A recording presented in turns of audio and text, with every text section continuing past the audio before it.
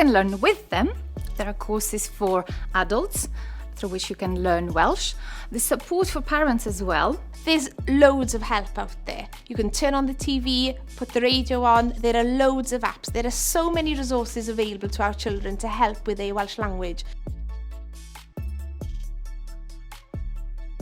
Mae Urdd Gobaith Cymru yn sefydliad pwysig mwyn gallu hybu ag hyrwyddo Gymraeg tu allan y stafell dosbarth.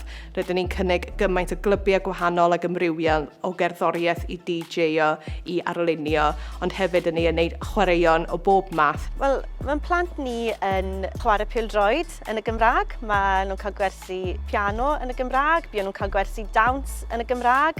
Ond fi'n gwybod bod hwnna jyst yn enghraifft bitw bach o'r math o bethau chi'n gallu gwneud trwy gyfrwng y Gymraeg gyda tiwtoriad ac arweinwyr hyfryd wneith gefnogi nhw ar eu siwrne nid yn unig yn y weithgaredd ond yn dysgu'r iaith hefyd.